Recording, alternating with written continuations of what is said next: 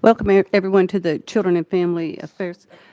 We have members that are in other committees, and there are 2 or 3 or 4 down the line. So to assure that we keep a quorum, we're just going to hold off for a few minutes before we start. Thank you.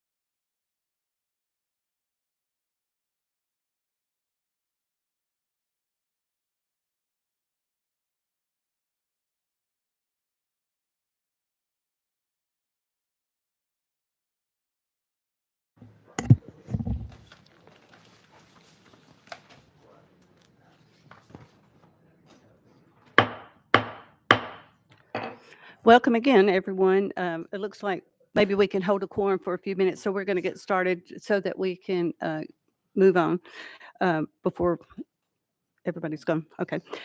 We're going to begin with a prayer by Representative Gant, and let's stand and please remain standing for the pledge.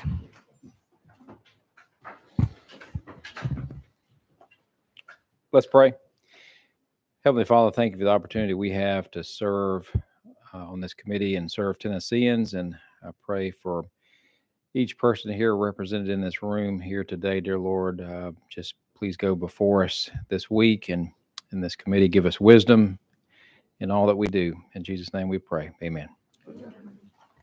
I pledge allegiance to the flag of the United States of America and to the republic for which it stands, one nation, under God, indivisible, with liberty and justice for all. Mr. Clerk, would you call the roll, please? Representatives Bricken, Farmer, Gant, Garrett, Harris, Jernigan, Powell, Stevens, Chair Lady Littleton. Here. Chair Lady, you have a quorum. Thank you. Now we're going to do a little housekeeping. Number one, House Bill 1386 by Reagan has been rolled 1 week. Number two, House Bill 2046 by Representative Chisholm has been rolled 1 week. Number three, 2644 by Representative Leatherwood has been rolled 1 week.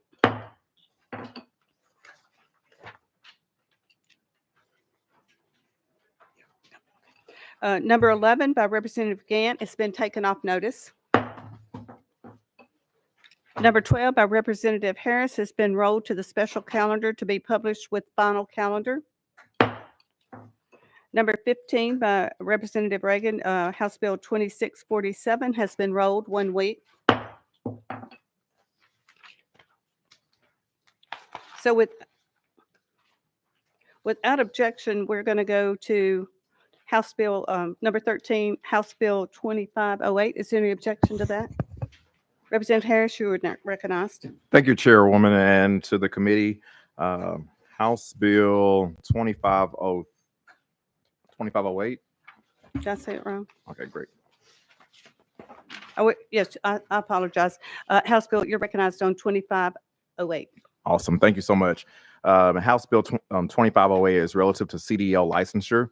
Currently, if you have a CDL and owe child support, your CDL can be suspended.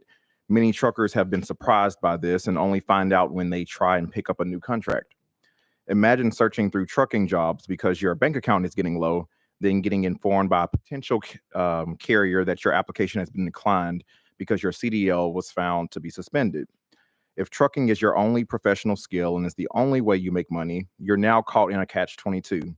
You've lost your CDL because you didn't or couldn't pay child support, but now you won't be able to pay child support to reinstate your CDL because you can't work. This bill is very specific and says that if the Department of Safety is provided in writing or electronically with confirmation that an individual with a commercial driver license has complied with all four requirements, that they may be able to obtain an active CDL or renew their current CDL. And those four requirements would be the position the individual is employed with requires a CDL. The employer can provide that they expect the average payroll to the individual will reasonably bring the individual into compliance with their child support order.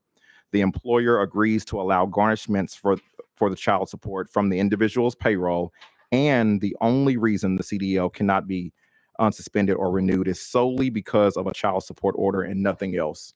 Upon receiving confirmation of these reasonable compliance positions, the Department of Safety shall withdraw the suspension or revocation of the individual's commercial driver's license. And with that, I asked for a positive recommendation. Members, I apologize, but we didn't get a motion or a second. Second. Properly motioned and second then. Now, are there any questions for Representative Harris? You're recognized. Thanks, Madam Chairman. Just curiously, how do you have any statistics on how often CDLs are annually revoked or?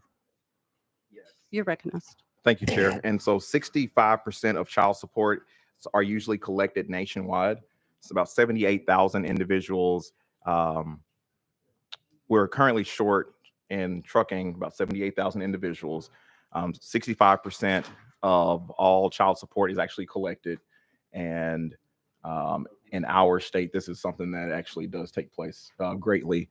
And so we have a lot of individuals who are truck drivers. Oftentimes they miss the mail or miss a payment or a situation, but they can't get their license renewed or pick up an additional contract until they actually have a CDL. And so this part would just allow them to be able to get the CDL license as long as they meet the requirements of getting, I'm fine. I was You're just curious. recognized. Thank you, Mr. Chairman. No, just those are national statistics. I just was curious. And annually, the Department of Safety in Tennessee, how often they revoke CDLs? Representative Harris. According to, let me see if I have that because I know we talked about this one. Let me find that for you. Hopefully I'll be able to answer that Yeah, for you. somewhere. Would you, That's would you fine. like, you're good? Any other questions? Any objection? Oh, Representative, or Chairman Farmer. you're Yeah, recognized. just a quick question. Was reading over this bill. Excuse me, Representative Harris, if you could, what's reasonable compliance mean? I mean, with I was just reading the summary here. It says talking about a suspended or revoked for noncompliance with a child support order is in reasonable compliance. Is that some sort of discretionary component with a judge, or is that changing anything? I guess is my question. So that You're was, recognized. thank you so much, Chair. And so specifically, when we were asked about that, it was for the judge's discretion to be able to say what was reasonable and fair, because I guess they get a certain amount, and then after a while, the judge will actually work with them, and the judge will determine what's reasonably compliant, not the Department of Safety. But Chairman Farmer, you good? Any other questions? Any objection to the question? Seeing none, we ready to vote? All those in favor of House Bill, let me get it right, 2508, going to civil pool, say aye. Aye. Those opposed, no. You move out to civil pool. Thank you. Thank you, Chair. So we're Thank you, going to committee. go back into order now.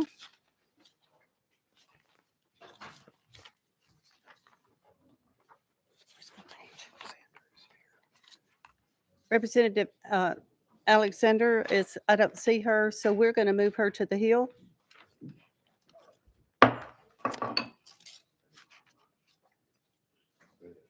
And next is number 5, 1986 by Representative Barrett.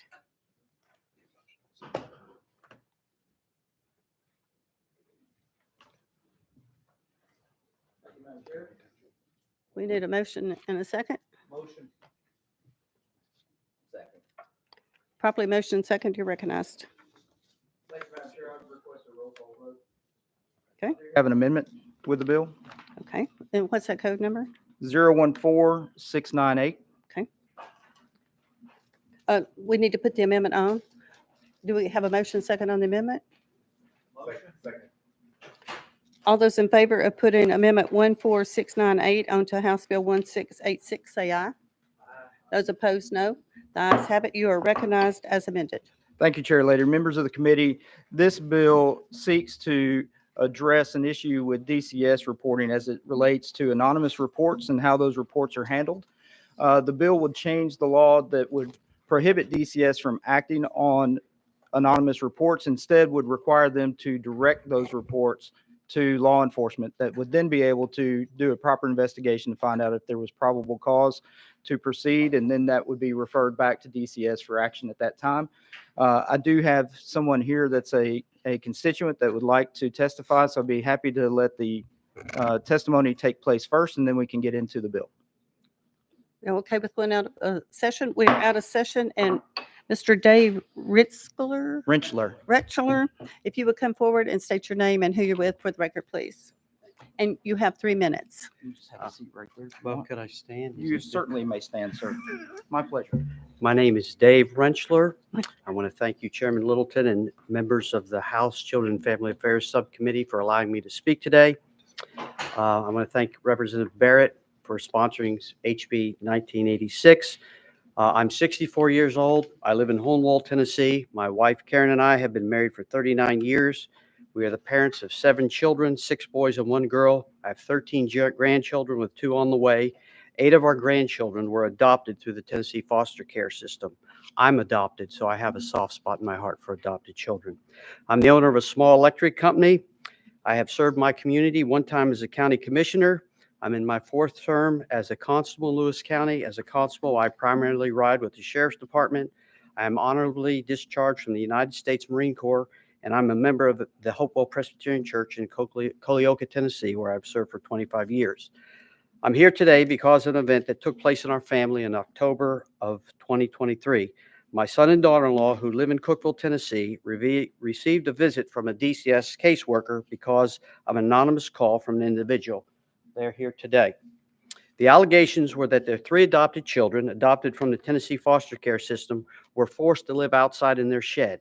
My daughter-in-law respectfully showed the DCS worker the shed and explained that the children weren't even allowed to play in the shed without adult supervision, and that the shed was purchased to be used as an office for her husband. The DCS caseworker then wanted to come into the house and look around. My daughter-in-law politely informed the DCS worker that she could not come into the house without a search warrant, to which the DCS worker threatened to get a warrant. The DCS worker returned 13 days later with a warrant and a sheriff's deputy. The warranty gave the caseworker, quote, the authority to interview my son and daughter-in-law's 7-year-old child without the parents or anyone being present. DCS never looked into the shed, which was the purpose of the original call. Herein lies the problem.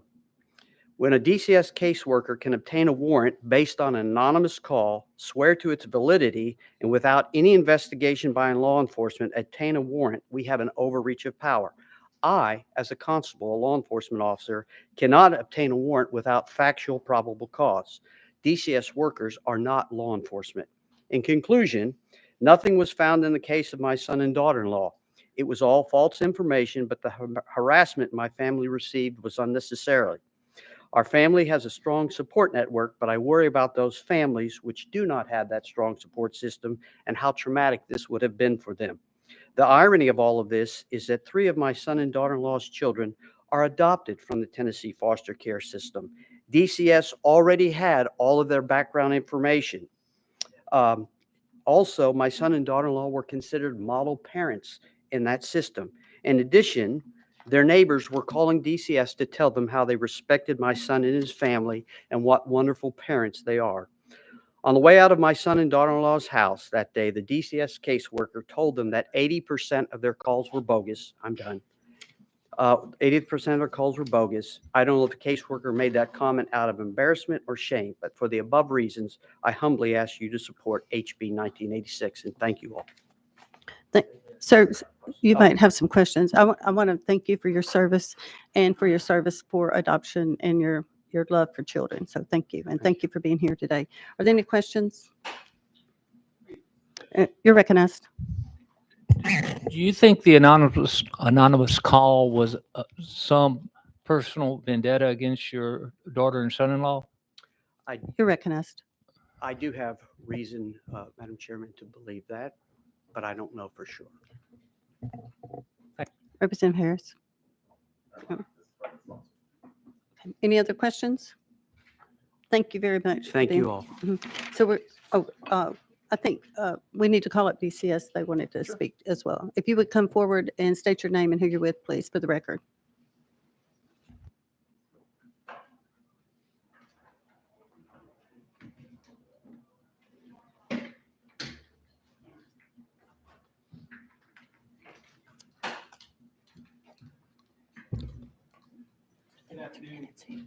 Good afternoon, Chairman and committee members. My name is Jim Lehman. I'm Legislative Director for the Department of Children's Services.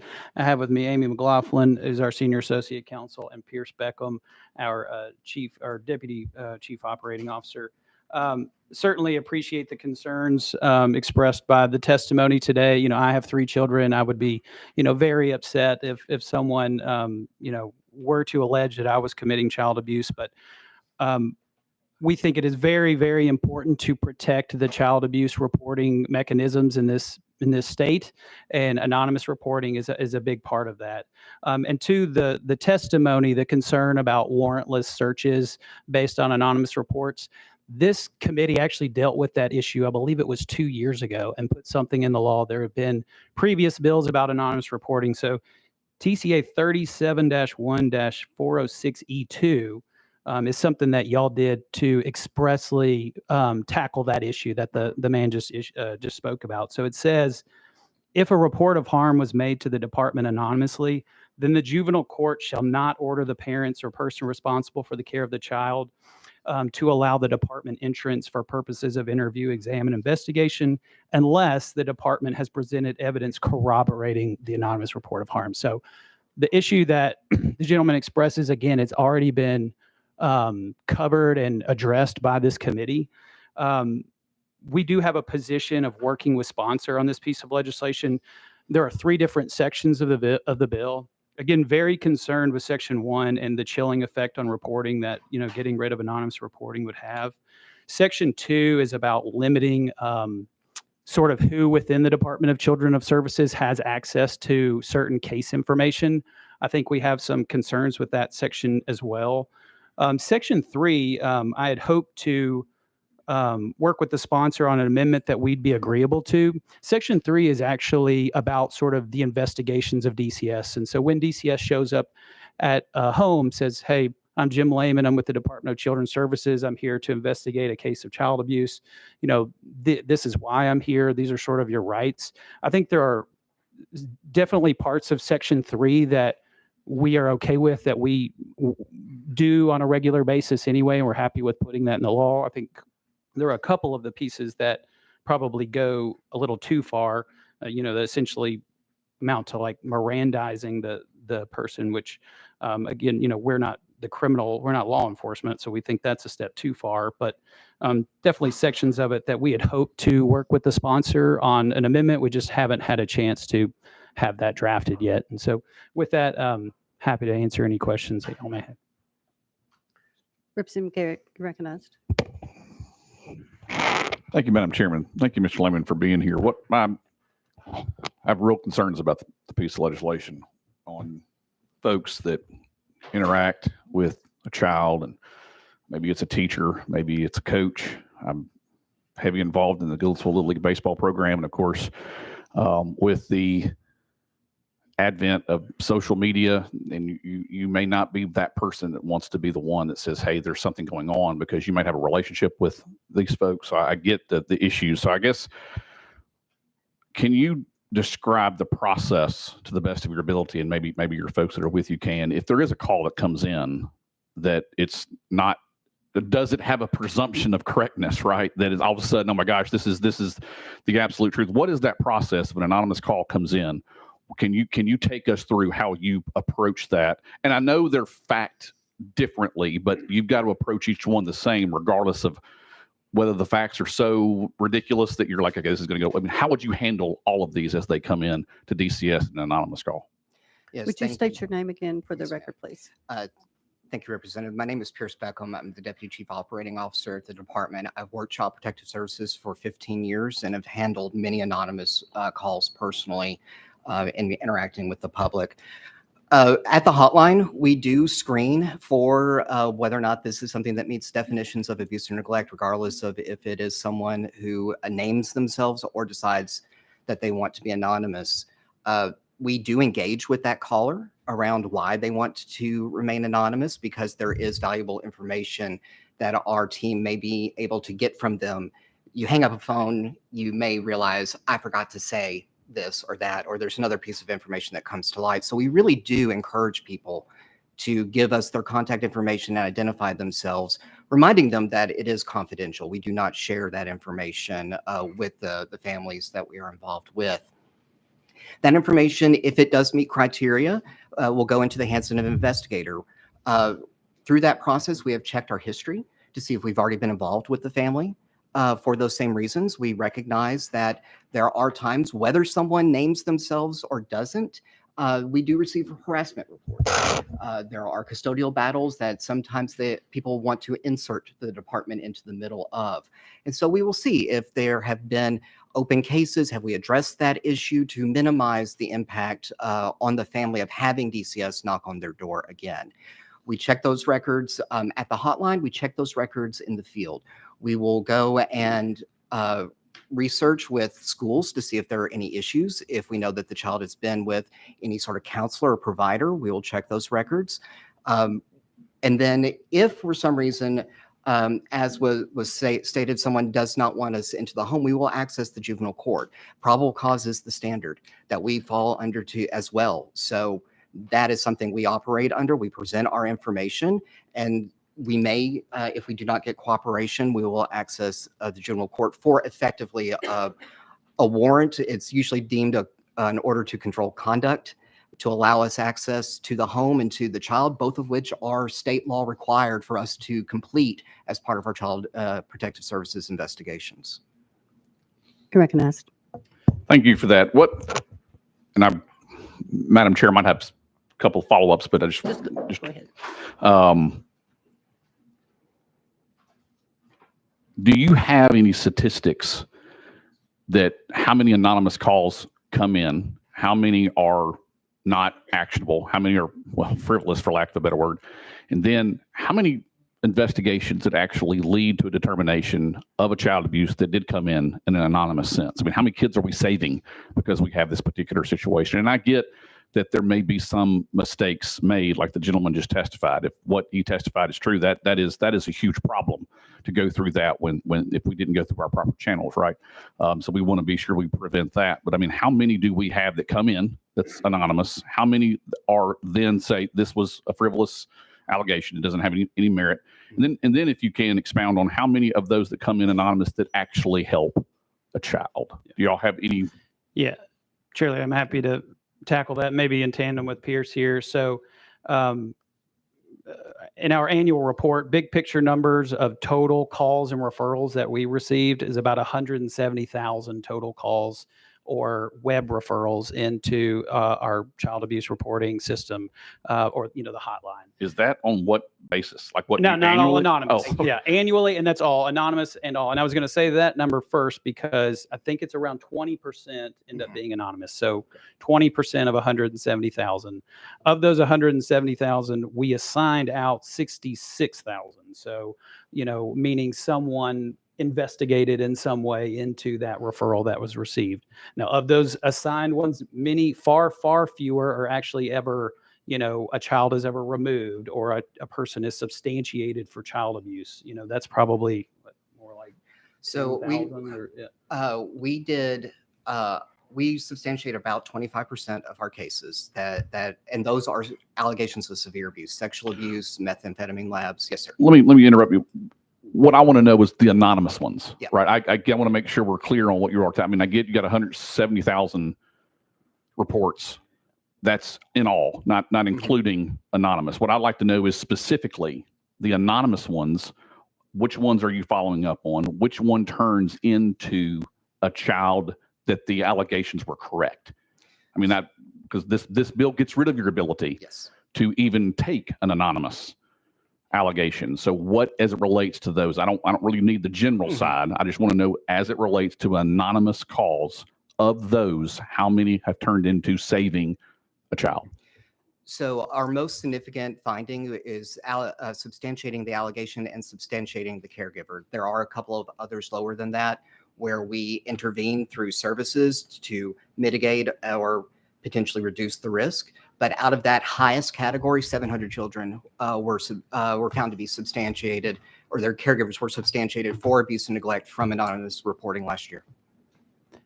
And again, but the anonymous report leads to additional investigations, where there, an additional evidence gathering other than just an anonymous report, right? I mean, Yes, and we cannot act just on an anonymous report to make a final decision. We need to have probable cause to access a warrant. If we need court action, we're going before the juvenile courts, and there needs to be clear and convincing evidence to remove a child into foster care, to court order services. Most of what we do is the power of persuasion, of really interfacing, engaging with family members. It's very different to have a social worker come and talk to you and your child than a law enforcement officer coming to talk to you and your child. We don't have a gun on our hip. We cannot arrest anyone. So it is actually, we find in our partnership with law enforcement, they want us to take the lead in working with families because we are the ones that are trained to identify safety issues in those respects. And it reduces the trauma and the tension in those situations. One final question, Madam Chairman. Thank you for your indulgence. 700. That's a big number that comes in to make sure we give them the proper services that we need. Here's my question as it relates to ones that are anonymous that turns out to be false and creates an issue that we heard the gentleman testify to. And I don't know if you track that, but how often do we see that happening where an anonymous allegation comes in it is an absolute false allegation. It gets to the point where maybe you have to go to court to get probable cause, et cetera, to then talk to the parents. That makes the news or whatever the case may be.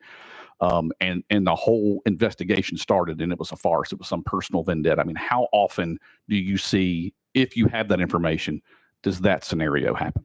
I do not have an exact number for you, sir. I know that it is very rare in those situations. We will quick close those cases. We don't even want those hanging out for any follow-up tasks. And our directors get involved with those cases to see if we can identify an individual, because we will refer over to the DA's office for false reporting and harassment reporting.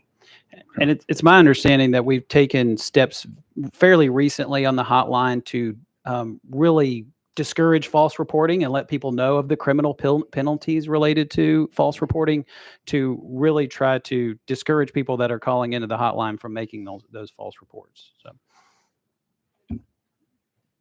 This may not be this probably in the community has talked about this, but if a false reporting, what is the penalty if someone falsely reports and they're convicted? Do we know what that is? Because that may be a way to enhance those penalties if that conduct should happen. We can get that for you. Okay, that's Madam Chairman, you've indulged me. Thank you very much. I appreciate you. We're going to go out of session. Oh, we are out of session. So we're going to ask legal to answer the false report question. You're back. Elizabeth and Sonia Legal Services, under section 37-1-413, filing a false report of abuse is a Class E felony. Thank you. Thank you very much. I appreciate that. Representative Harris, you're recognized. And then you, Representative Beckett. Thank you, Chair. And so this might still be a question for legal too, but if they submit a false report and it is a Class E felony, is it that you all have to move forward with those charges, or can that family, how would that family know who that individual was to be able to move forward with it? You're recognized. we refer them to the DA's office. Okay. Mhm. Thank you. Representative Bergen for DCS or for, okay. DCS. Just trying to get a clarity of anonymous versus rights to privacy. I mean, does anonymous stay anonymous, like you never know the party's name, versus when you get a person's name, you hold someone that calls in a complaint or an issue, you say y'all keep that name private. So when you go, if you went to a house, if the parents there asked who filed the complaint, you wouldn't tell them. It would be the same as being anonymous. Yes, sir.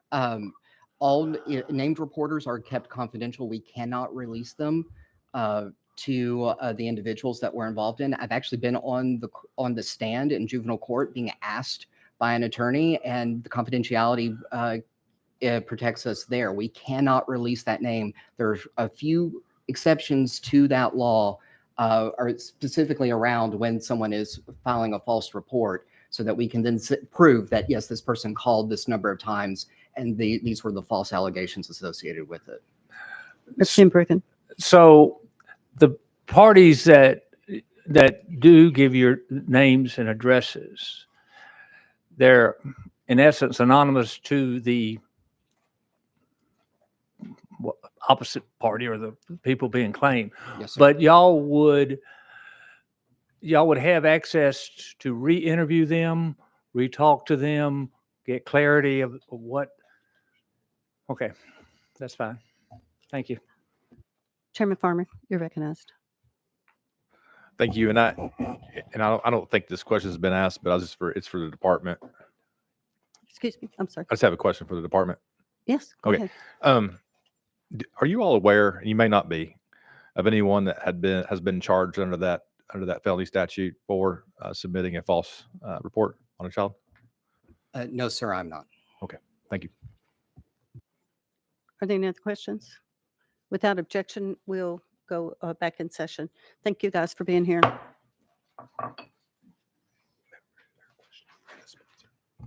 Are there any questions for the sponsor? Representative Brecken, you're recognized. Just for the sponsor, this bill might have some uphill issues, okay? The department said they would like to maybe get some parts of it acceptable to you. Would you think it's beneficial to roll it a week to see if you could get there, or just want to go ahead as is? You're recognized. Chairman, I'm not opposed to that, but I will state to the committee, just so that everybody knows, I've asked the department and the governor's office to look at this bill and provide commentary all the way back to January. I didn't just put this notice and pop this out there for the administration. So I'm a little disappointed that they waited until today to come to tell me that they had discussion about a potential amendatory language to talk about. I will say this, and if the chair lady will give me just a minute to respond to some of the commentary that we had. DCS and Mr. Lehman stated that they are not law enforcement. That's exactly the issue. They're not law enforcement. They're not trained to do these investigations. They're not under the same guidelines that law enforcement are when it comes to doing investigations, letting people know what it is that they're actually being investigated for.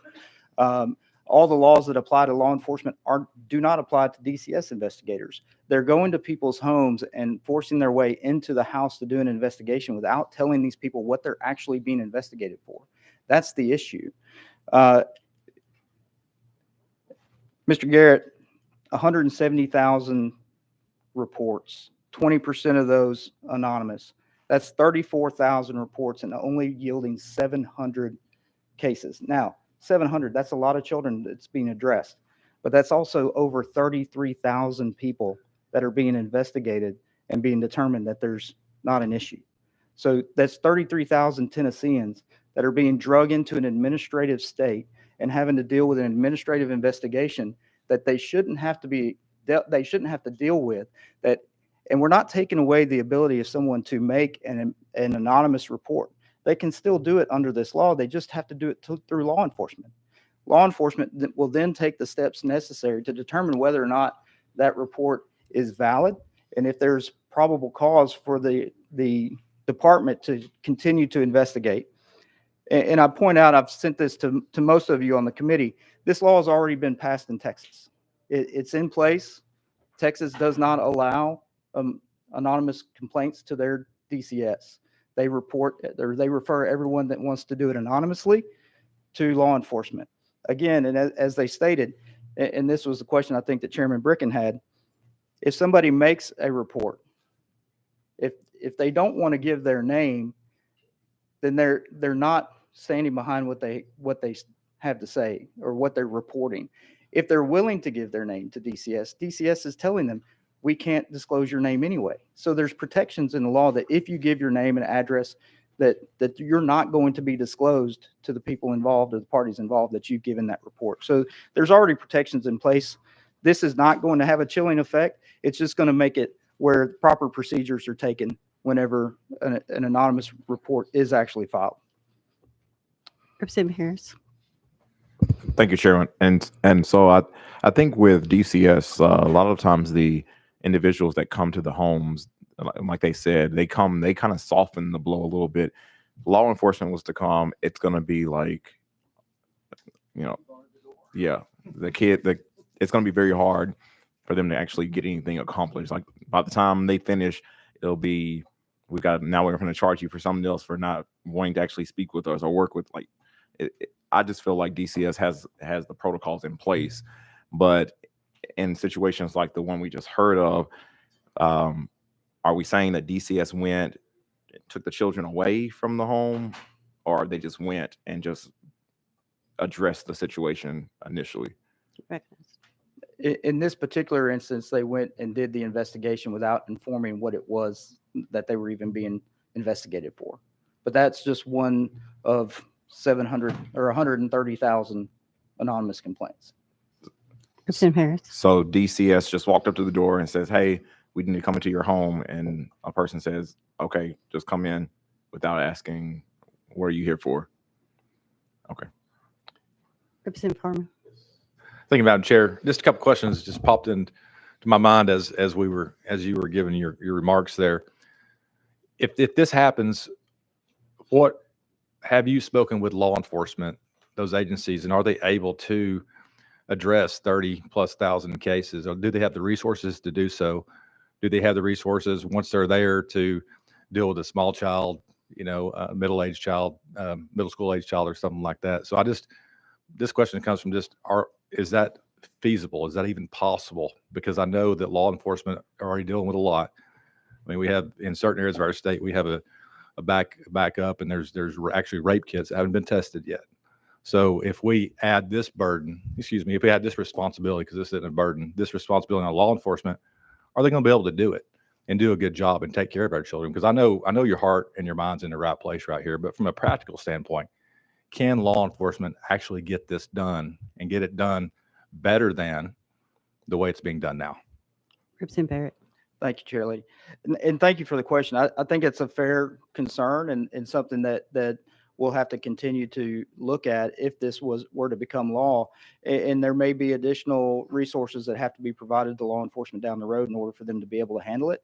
But I still go back to my initial statement.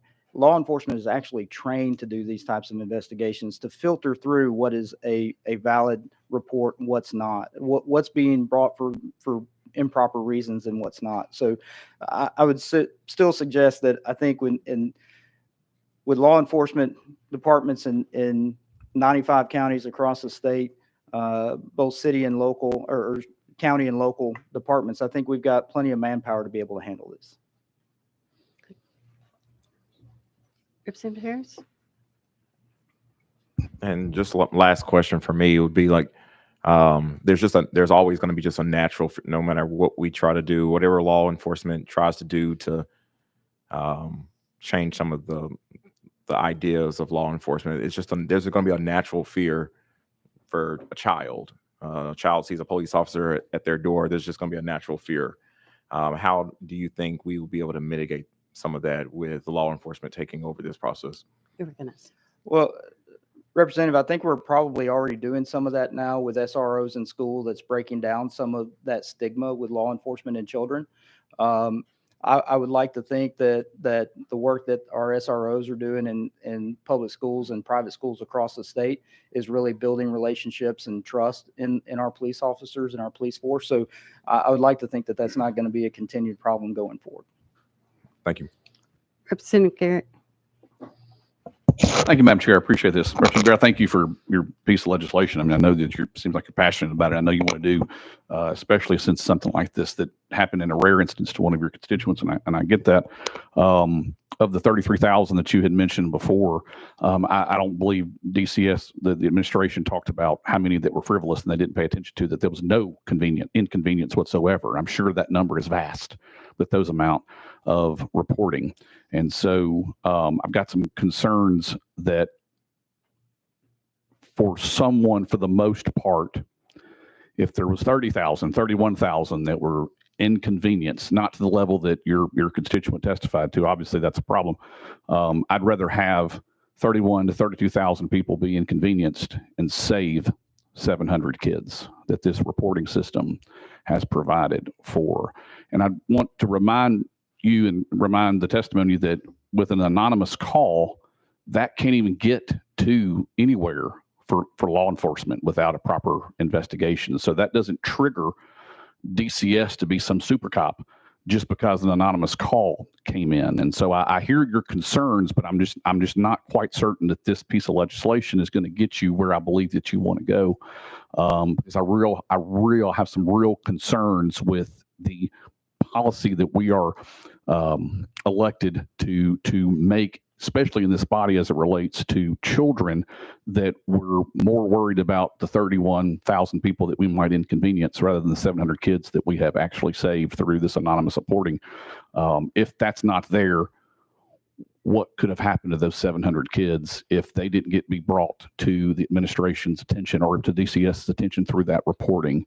And so that's why I'm have some real reservations, at least at the posture that the bill is now. If you'd be willing to work a little further on this to see if there's a way we can get to it. Otherwise, I just don't see that right now I can ignore the 700 kids that we were able to provide services to through this particular reporting system. So with that, Madam Chairman, I just wanted to make those comments. Thank you very much for bringing the piece of legislation. You're recognized. Representative Garrett, I would just say I think you're working on a false premise that those 700 kids would not be saved if the anonymous report had to go to law enforcement first. I think we're still creating a procedure for these reports to be made and for those children to be saved and protected. So we're not creating a barrier or a wall to this investigation happening. We're just eliminating some of the abuse that's taking place of the system right now. And as to your question about being willing to work on this, with Chairman Bricken or yourself, if the committee were to make a motion to roll this a week to give me an opportunity to do that, I would not object to that motion. Oh, wait, I wanted to ask a couple of questions. She beat you to it. I want to speak on the law enforcement because they're not trained for child abuse like the caseworkers. They don't know what they're walking into. And it's hard a lot of times for caseworkers to even get a law enforcement to go with them when they really need them, when they know that there's danger in the home. So that part really concerns me. And the other thing I wanted to ask you, Texas did this in 2023, like towards the end. Do you know how successful or unsuccessful that's been? Madam Chair, the law was enacted or went into effect in September of 23. To date, we don't have any data reports back to find out how that's working in Texas, but I've not read anything or seen anything that is causing any issues. Mhm. I'm not aware of any challenges to that law either. Okay. And I've not been able to do this because I roll my heels to the hill, my bills. So when we first started this committee, the last thing we always said is we want to save every child. But if we can save one at a time, that's what we want to do. And that means keeping the families together and supporting them as well. But one child means a lot. 700 means a whole lot. So that's all I've got to say. Representative Harris.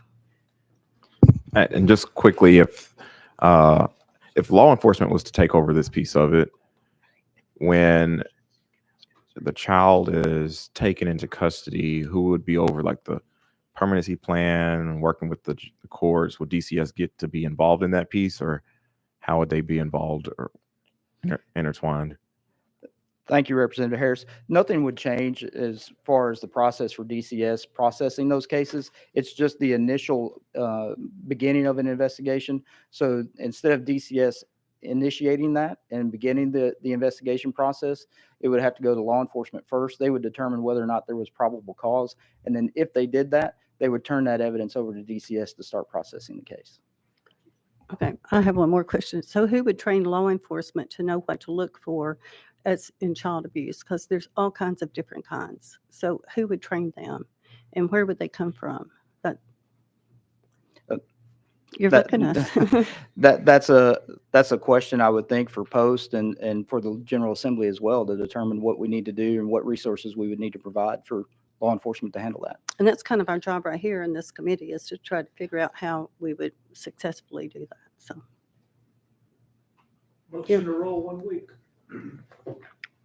you asked for roll call. Do you want a roll call vote on? I will waive the roll call vote on that, Okay. Madam Chair. All right. Without objection, we'll be rolling this 1 week.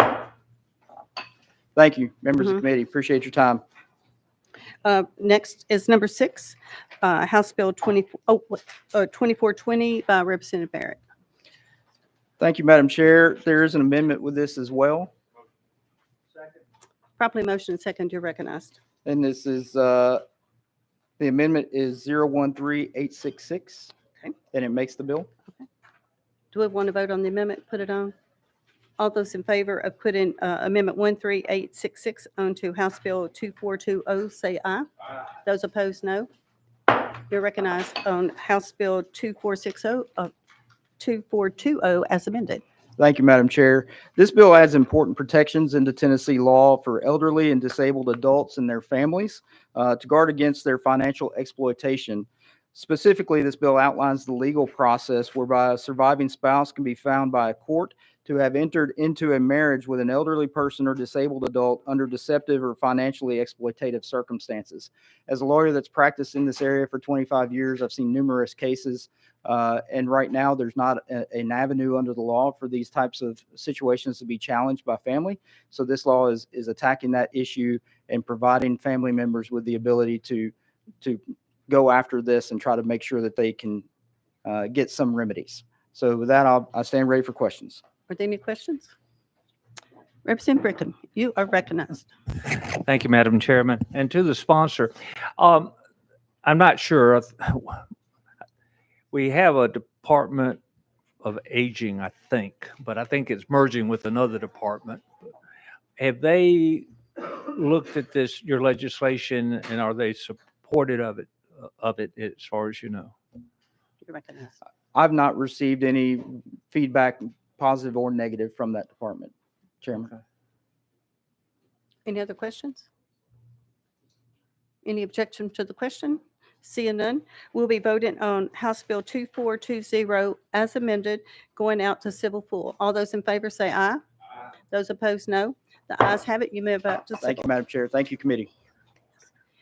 Without objection, we're going to go back to number 4, House Bill 2760 by Representative Alexander.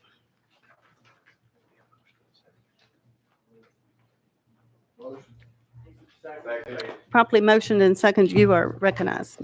Thank you, Chair Lady, and thank you, committee. And I'm sorry that I missed my opportunity in here earlier, but trying to be in my own committee. It is the season. Tis the season. I've got 3 bills are waiting on me to present in my committee. So what this bill does is, last year I brought you April's Law, which would require the courts to do some educational training on what to recognize in abusive parents so that they don't put children back into harm's way.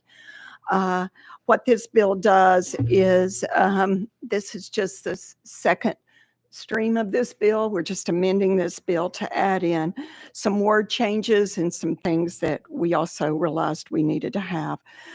Section 1 of it would say that a court should recognize the evidence of physical or emotional abuse to the child, to the other parent, or to any other person, including the child's siblings. And the reason we wanted this in here is Senator Massey and myself have worked with several women who have come to us with issues with their children being put back into abusive situations. One particular woman brought to us her case, which she had been married to a man who had been previously married before. He had given up the rights of his 2 children. Then she had 2 children with him. The first child he supposedly sexually abused, and that's in the courts right now. But the court has recently ruled that she give him visitation rights to the child he hasn't abused. And so that's why we needed to put child siblings in there. The third thing that we have done, and most importantly, Excuse me, Senator Alexander, is some of this in the amendment? I've got ahead of myself. okay, You have an amendment. that is the amendment. The amendment makes the bill. I apologize. Motion on the amendment. Sorry. Is it 14822? Yes, it is. Thank you. 01. So properly, all those in favor of attaching Amendment 14822 to House Bill 2760, say aye. Those opposed? The ayes have it. Thank You you. are recognized on 2760 as amended. Thank you. So the other thing is we want the training. We're changing the word from shall to must on that. The training that they do in the courts with the judges need to be trained by a professional experienced in assisting survivors of domestic violence, child abuse, and sexual abuse, child sexual abuse. And then that they rely on evidence-based research to recognize the experts. Then the other thing that we really want in this bill is that in any proceeding in which a court makes a custody determination, the court shall not order reunification treatment, therapy, or camps to reestablish a relationship with a parent or a caregiver who has findings of abuse. And then the next group of sections is if a court issues an order of reunification, and I know we use reunification treatment when a parent could have talked evil about another parent and we want to reunite the other parent with that child. It just says if both parents or caregivers give their consent, and an order of reunification shall not cut off the contact with the child they have been that has been their care, they've been in their care, a non-abusive parent. And then the next thing is it just also adds that the juvenile court will follow the same ruling. And that is my bill. I stand for questions. Any questions for Representative Alexander? Oh, we are going to go out of session. There's someone that wants to testify. William Burnett, if you would come forward and state your name and who you're with for the record, please. Maybe not. Okay. Are there any questions for Representative Alexander? Representative Bricken, you are recognized. Thank you, Madam Chairman. A couple of them. I don't know. There's a lot of additional training hours and level of training added in this legislation. How does it get by without any fiscal costs, at least locally? And I'll stop there. There's so many Alexander, you're recognized. I'm sorry. That's all right, Charlie. There's so many hours of training they have to do anyway. We're just saying, can this be a part of that training? And I thought actually, without rereading it, I thought it actually increased the number of hours. And then it says it has to be done by a certain level of professional, which means probably a higher cost to get a higher level trained professional to do the training. I'm just curious. I mean, it's great that you got it through without. I don't think that it requires any change in the hours, okay, of training. And I read that today and I went, how did that get in there? And so anyway, but I will confirm that, Representative. We've confirmed that. That's correct. Okay. It does increase. No, it does not. Okay. That was just on the fiscal note summary. Representative Bricken. Be sure clarification. The courts for training on this is all juvenile courts? It's both circuit and juvenile. Okay. And has any of those bodies, the Juvenile Court Association, or I don't know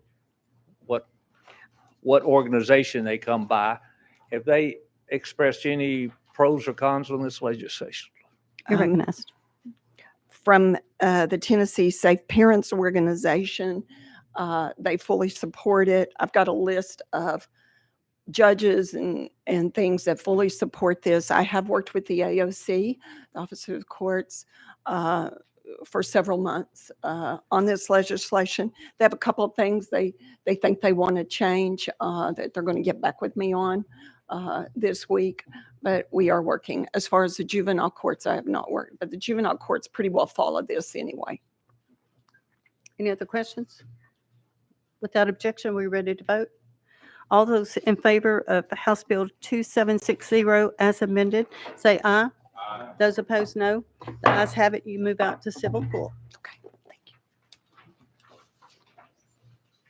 Next, we have number 1815 by Representative Butler. Thank you, Chair, Lady, and Committee. I do have an amendment that makes the bill now. We need a motion in a second. Motion. Properly motion is seconded. Is it 15608? Yes, Chair, Lady. Okay. Do we need to put that on now? We ready to do that? Okay. A second. Do we? All those in favor of putting Amendment 15608 onto House Bill 1815, say aye. Those opposed, no. The ayes have it. You are recognized on House Bill 1815 as amended. Thank you, Chair, Lady. So what this piece of legislation would do would take up to 450 children and allow licensed private adoption agencies to expand their license to provide the same services that Department of Children's Services does. So without getting into too much detail, this would provide if a child comes into custody and they're placed in this pilot program by the Department of Children's Services, then they would handle all of the aspects related to that child, whether it be legal services, whether it be counseling appointments, whether it be placement back with the family. They would handle all of those requirements and needs of that child. And with that, I'll stand for any questions and renew my motion. If without objection, we're going to go out of session and call up DCS. Would you please come forward and state your name and who you're with, please?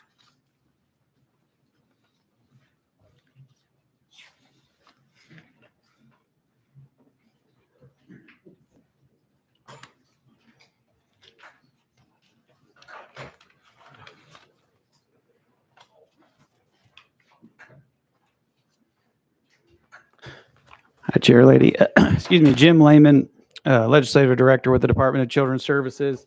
And I have Pierce Beckham, our Deputy Chief Operating Officer, as well as Lindsay Coleman, our Executive Director in Child Programs. The department had a position of working with sponsor on this legislation.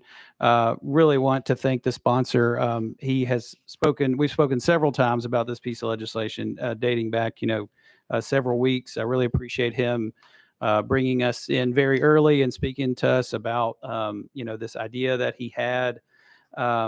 And really appreciate him too, filing the amendment. The amendment contains a lot of the things that we were concerned, removes a lot of the things that we were concerned about. Really just a couple of sticking points that remain that leave us in a position where we're still concerned with the amendment. And it really, the main thing is this decision-making authority of the child for, giving that to the private provider and removing that from the department. We just worry about, the oversight and the decisions that could be made by private providers when they have the decision-making authority. And we think there is inadequate mechanisms for us to ensure the safety and the best interests of the child if that decision-making authority is fully moved over to a private provider. I think in a lot of ways, this is similar to what we're doing now. So the Department of Children's Services, we use tons of private providers now. We use Youth Villages, Omni, lots of Camelot, lots of different providers. We just contract with them, and they are obligated to meet those contractual requirements. I think what the amendment does is it's in a lot of ways very similar to that relationship that we have now with those contractual providers, except that it has this sort of open grant process where someone could apply and be a private provider. So I say all that to say there is a lot of work that would have to be on the department to implement this, because we would have to promulgate rules in order to put all of the appropriate checks and balances into place for these private providers that we're doing through contract now. We'd have to do that through rules, and you all know that rules take some time. And I appreciate the sponsor addressing that, because he moved the effective date back in the amendment so that we'd have some time to promulgate those rules. I think also shortened the length of the pilot.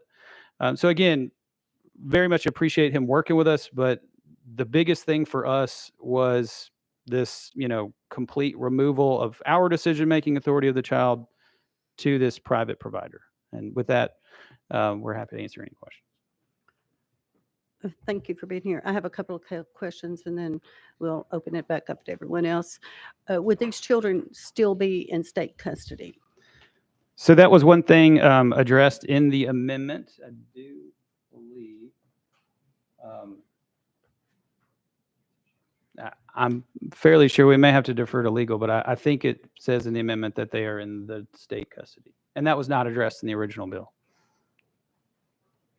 So you're saying they do remain in state. I'm sorry, you're not on the, somehow you're not on Oh, he's the not. witness card. Okay. But Sorry.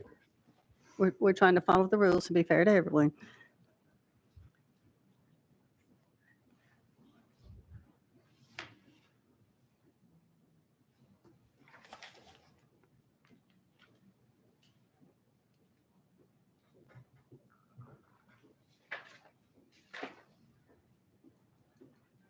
That's, yes, we're going to ask legal. You're recognized. I don't see where that is addressed in the amendment. So I think it's silent as to that. And if I may, Chairley, I think I would agree with that. I apologize. That is something that we suggested to the sponsor, and it doesn't look like it made it into the amendment. And that was a big concern for us that was not addressed in the original bill, is who has custody. Again, we're be very concerned if this private entity fully has custody. And it appears that they do too, just from other references to custody in the bill. It says private entities custody several times. So, it says a child placed in the entity's custody. So it would seem from this that in the amendment, the entity would have custody. And that was, we had hoped that the state would retain custody. Well, my question is, how does the state have custody, and does a judge have to send a judge, give them to them, and then this private entity would have custody of 450 children? Sure. So I think given that this does not place them in state custody, that yes, so two mechanisms of how the child will be placed into the program. It's either because we selected them and agreed to place them in the program, and then second, a court could place them in the program with our approval under the amendment. But yes, I think according to this language, they would have to give custody to this private entity. Without a judge?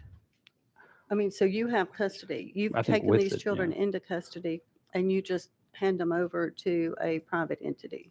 That's my understanding of how this will work. And one last question, the 450, how do you feel about that number? And we've talked about this.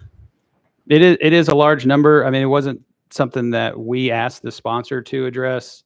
But yeah, I mean, that is, especially, for a pilot program, that is a very large number. I think the sponsor can speak to it, but I would think his intent was that you could have several different providers, participating that could, take a number of children. But yeah, I mean, at any given time, I tell folks we typically have around 6,500 children in what's called, the dependent and neglected side. Usually, is that right? No, 8,000, excuse me, 8,000. 6,500 or so are in foster homes, and the other 1,500 or so are in residential facilities of one type or another. So typically around 8,000 in foster care. So when these children go into a private entity, then who's in charge of their welfare, like their doc? Who's going to pay for their physicians, assistants, all of that? I think Lindsay could speak to how that works now, because as I said, we do utilize so many private providers. So do you want to talk about? But they're still in custody of the state with you. So I'm trying to figure all this out. So Right. You're recognized, Lindsay. Could you state your name and for the record again? Lindsay Coleman, Executive Director of Child Programs, Department of Children's Services. Thank you, Chair Lady. Currently, we process payments for services through our case service request system through TFAX. And the way that gets processed through our local fiscal supervision, who sends it, approves it, and then sends it through Edison, which creates payments to our contractors. So all of that stuff is done through contract. Now, some of this population potentially could be populations that aren't covered by TennCare. So you also have additional services that would have to be paid for, like medical services that would have to be paid for directly by the entity. So it was one of the concerns that we had, is how are you going to provide services? How are you going to be able to provide reunification efforts if they're not in custody? Would that be different? And then also, I mean, one of the main concerns that I have is outcomes for kids, permanency outcomes, right? Because adoption assistance, subsidized permanent guardianship, the payments that go along with that are all associated with being in foster care. And so potentially children would not be eligible for some of those services if they were not in state's custody. Are there any other questions? Representative Harris? Thank you, Chairman. And so on here, it says a licensed child care or child placement agency, private entity participating in the pilot program has full decision-making authority over the children placed in their custody without interference by the department. So what does that mean? Does that mean that you all don't get any oversight to this? You're recognized. I'm happy to address that. So that language did concern us in the bill, and it was removed in the amendment. I think we had concerns of, if you use this language without interference, then does that mean, what if there's an allegation of abuse or neglect? Are we able to come and investigate abuse and that kind of thing? So again, to the sponsor's credit, removed that language. So I think we feel that, we would be able to investigate abuse and neglect. It's just, we have concerns about not being able, to have the final decision-making authority of, placement of the child, of, that kind of thing. I wanted to speak to one thing too. The sponsor spoke about legal services and that kind of thing. I think we were a little just unsure how that would operate, as far as who's legally representing the interest of, the child and the state, because the department has attorneys that represent the state's interest in prosecuting child abuse cases and terminating parental rights of cases and those kind of things. And we're just unsure of how it works. If those entities are self-represented, what if their, views on what's best for the case conflict with what our attorneys would say, and that kind of thing. And that's why I think there was just some confusion as to how that would operate in the bill. It says that these entities would provide foster care services. So I'm not sure whether or not that extends to legal services, but we just were unsure. Who would pay for the foster care? Sure. So our understanding is that the intent of the bill is to say, well, for these 450 children, the state would have been providing care on their own through their normal, our normal mechanisms. And so take that funding that you would have spent and give it to a private entity. And I think the fiscal note reflects that. I do think there is some additional work that we'd have to do to ensure that there's proper oversight and that kind of thing. There was a lot of work done and discussion around 4E eligibility. So, and I may totally butcher this, but my understanding is that in order to be eligible for 4E funds, we must have the decision-making authority because we are the 4E receiving entity. Well, and I don't believe the private providers, when there's a multitude of them, could be the 4E receiving entity. So there is language in here about saying, well, only non-4E eligible kids can participate in this program. Well, the issue with that is that eligibility can change over time. And we are, and I think Lindsay could probably speak to this, having to reevaluate that over time. So, what if that reevaluation leads to, okay, now the child is 4E eligible. Well, we don't want the state to lose out on money from the feds for the 4E eligible child. However, we also don't want to interrupt the placement of a child based, on that funding issue. So I had worked with the sponsor on saying, well, we'd like the private entities to cover that cost to make sure we're not disrupting a placement just so that we can get some federal funds. I don't think that language made it into the amendment. So. Representative Rickard. Thank you, Madam Chairman. And this is a question to y'all, but it's also somewhat indirectly to the sponsor. When he comes back, he can answer that one. Under the current contracted services to entities like youth villages and Omni, are there certain aspects of this bill that could be incorporated in the future contracts that would, I'm going to say, improve the flexibility, the situation for those entities in overseeing those kids, and could be, because these are only those 1 through 3 classified kids, is that correct? And I'm not sure, That's right. the meanings of the classification that y'all put kids in, but these are the less severe children that would be in this pilot program.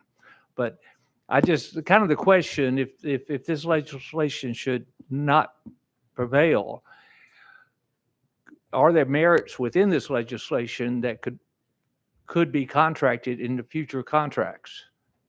So. You're recognized. Thank you for the question. Actually, we currently contract for case management services through our partner Youth Villages. The other contractors that Mr. Lehman mentioned are contract providers for placement. They do have case managers attached, but it's a different role.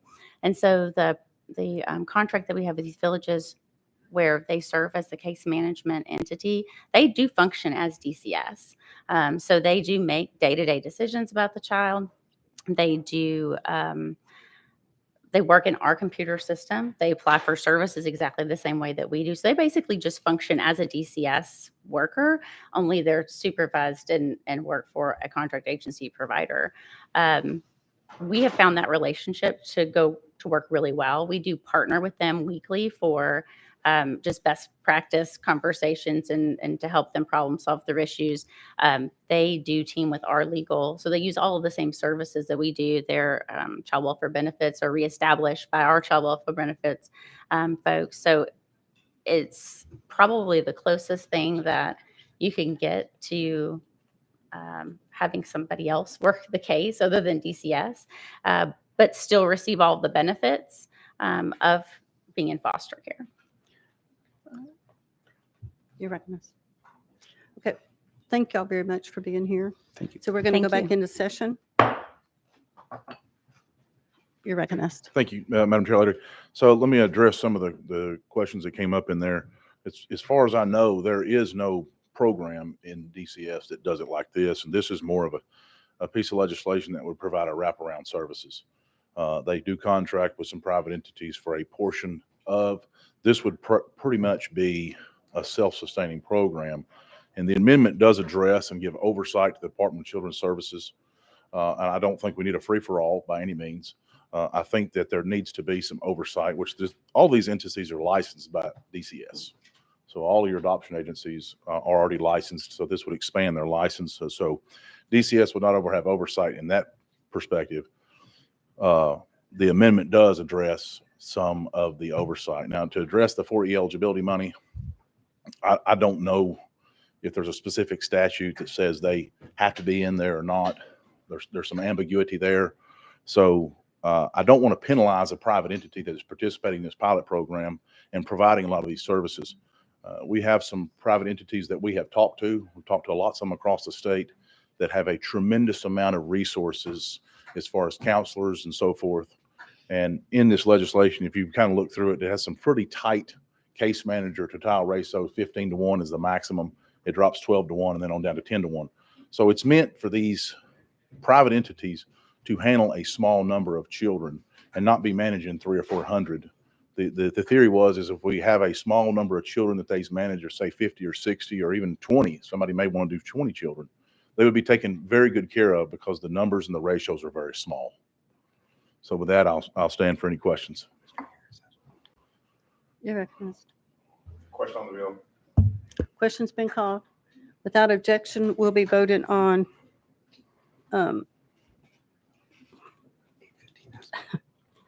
House Bill 1815 as amended. All those in favor say aye.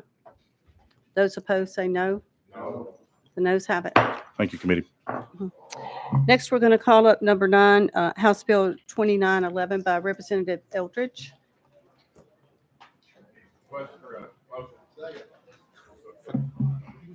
You're recognized. Thank you, Madam Chair and committee. This bill, House Bill 2911, is pretty simple compared to what I've been sitting here listening to. This bill, it specifies that the court may order reasonable visitation to grandparents when it is in the best interest of the child. The reasonable visitation to be at a minimum sufficient contact that reasonably permits a strong and meaningful relationship to the child. And with that, I'll stand for any questions. I'm going to make a brief statement, and then hopefully we can vote and get Representative Grills up here. He's been waiting patiently. I've worked on this bill for years, so it needs to pass. Being a grandmother, I just can't imagine not seeing my Being my a grandfather grandchildren. too, And yes. so it means a lot to me. So anyway, hopefully we're ready to vote. Without objection, are we ready to vote? Thank you. All those in favor of 2911 by Representative Eldridge going out to civil full, say aye. Those opposed, no. Ayes have it. Thank you. Thank you, Madam Chair and You made me a committee. happy woman today. So far, now we have to get out. Okay, next we're going to call up Representative Grills, number 10, House Bill 2945. Properly motion second, you are recognized. Thank you, Chairman. House Bill 2945 updates current law to include video conferencing with the accepted means of communication with a parenting plan. Any questions? Seeing none, are we ready? Questions been called? Without objection, we will be voting on House Bill 2945 going out to civil full. All those in favor say aye. Those opposed, no. The ayes have it. You go out to civil full. Thank you so much. Thank you for your patience. That being said, We still have yours, and we skipped over one. what did we skip over? We skipped over number 8 by Butler. We can roll it 1 week. What? Or we can go to yours, and then we can. So time how it do I out. say that? All the bills unheard will be. Do you want to try to yours right now?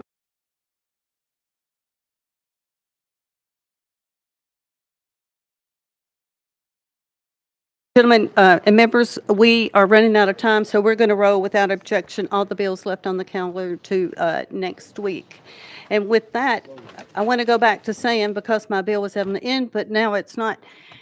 Our committee is here to save all the children that we can, but if we can do it one at a time, that's what we intend to do. So with that, amen. All right. Without objection, we are adjourned. Whew.